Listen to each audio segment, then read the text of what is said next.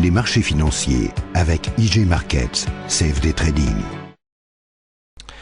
Bonjour, c'est Gilles du site boursicoté.com. Voici l'analyse technique du CAC 40 pour cette journée donc de reprise pour ma part du lundi 6 août 2012 avec aujourd'hui un CAC 40 qui après une ouverture à 3367,81 nous a gratifié d'un plus bas à 3358,20, un plus haut à 3416,31 avant de revenir en clôture à 3401,56 points.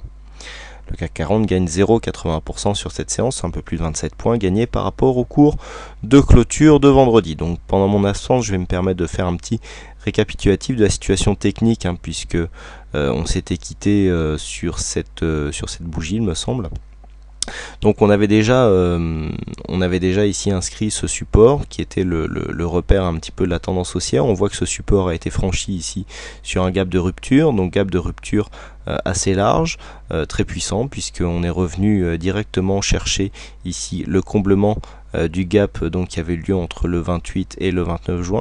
Le gap a été comblé, vous voyez que le bas du gap ici a servi de support pour relancer la tendance et revenir ici sur les plus hauts. Donc il s'agit ici d'une fausse sortie. Alors c'est une situation technique très piégeuse, c'est des situations techniques où on a comme ça un signal fort de baisse suivi d'un retournement qui revient ici réintégrer pour une part la tendance, et donc c'est quasiment c'est un faux signal, c'est-à-dire là on a un signal de cassure de la tendance haussière et on revient au-dessus, donc on a clairement ici un signal de baisse qui est invalidé suite au complément de ce gap. Alors c'est une situation technique qui est possible, un gap comblé on peut se comporter de plusieurs manières, et donc ici le cas a été que le gap a été comblé, a provoqué un support et donc a relancé la tendance. Donc la tendance est repartie d'une manière très dynamique. Vous voyez qu'on est passé directement de la bolle inférieure ici à la bolle supérieure.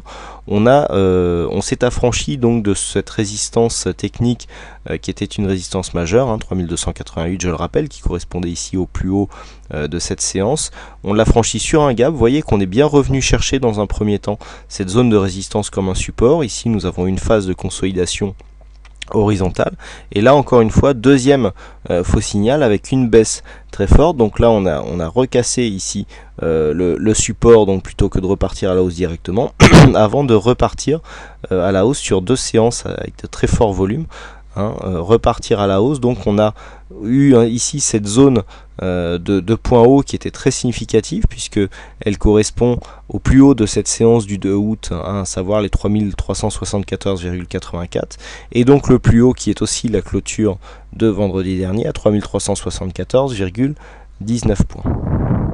Donc ce plus haut significatif était assez intéressant à observer. Nous avons ouvert sous cette zone et nous sommes revenus donc au contact de cette zone pour cette fois-ci la franchir et venir combler un autre gap. Alors c'est ce qui correspond au pointillé. Nous avions un gap ici qui restait ouvert entre le 3 et le 4 avril, et vous voyez ici que ce pointillé nous a fait combler ce gap, donc ici un gap baissier qui restait ouvert donc depuis le mois d'avril, qui a été comblé aujourd'hui en séance. Alors cette séance, on vient ici dans une continuité qui finalement reste haussière, puisqu'on a eu ici une cassure de tendance haussière qui aurait pu normalement s'orienter ici dans une phase baissière, mais comme je vous dis souvent, lorsqu'une tendance est cassée, c'est pas parce qu'une tendance est cassée haussière que l'on confirme forcément par une tendance baissière. Là c'est tout à fait ce qui s'est passé. On a cassé la dynamique dans un premier temps, on est venu inscrire ici un nouveau plus bas par rapport à ce point bas significatif, mais le point haut ici a tout de suite invalidé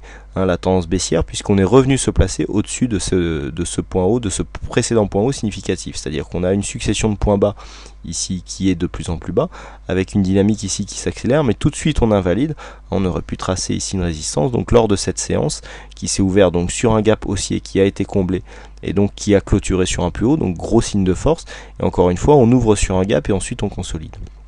Donc là on a clairement tout de suite invalidé la phase baissière, on a consolidé ici cette phase de hausse, donc on était clairement haussier au-dessus de cette zone, et puis là ici avec cette fausse sortie, eh bien on confirme encore une fois un retournement, puisque là par rapport ici à cette phase de hausse, on a un petit peu enfoncé les Fibonacci, et puis finalement on est revenu monter. Donc là pour l'instant on s'inscrit ici dans une continuité haussière dont le début de la dynamique en fait se situe sur cette phase, hein. D'ailleurs si on trace ici les Fibonacci donc par rapport au plus haut et plus bas, on voit ici qu'on a cassé le 38,2, on n'est pas revenu chercher les 50%, mais on est quand même ici dans une zone de retournement relativement dynamique, même si normalement les zones les plus dynamiques se font sur le 38,2, mais vous voyez qu'on est venu se retourner ici dans cette zone pour relancer la machine et donc casser cette zone ici des 3374,80 qui correspondait donc au plus haut et donc au retracement 0 qui donc normalement confirme la tendance en place. Donc la tendance en place donc est pour l'instant haussière. Nous avons comblé un gap, nous longeons la bande de Bollinger supérieure, donc tous les éléments sont réunis pour nous donner une phase haussière. Alors comme je l'ai vu sur le chat, lorsque je parle de hors-bol, il n'y a pas que le niveau de clôture qui importe, c'est vraiment toute la bougie, c'est vraiment la configuration que nous avions ici. On en a un petit peu discuté, je vous ai ressorti l'article que je vous avais écrit lors de cette configuration très particulière. Je vous rappelle qu'en moyenne des hors-bol supérieurs, il y en a une par an environ depuis 20 ans. Donc c'est vraiment une situation qui est rare. On avait fait une petite étude statistique, on sortait sur la 6e bougie, vous voyez qu'on était vraiment sur une zone où en vendant ici sur cette bougie, eh bien on sortait vraiment sur une zone de point bas puisque les cours se sont redressés juste après. Et donc là on a vu que les statistiques pour une fois étaient bonnes, mais là on n'est pas vraiment sur du hors-bol puisqu'il n'y a que les cours de clôture qui sont hors-bol. Donc du point de vue de la tendance, on est clairement ici dans une dynamique.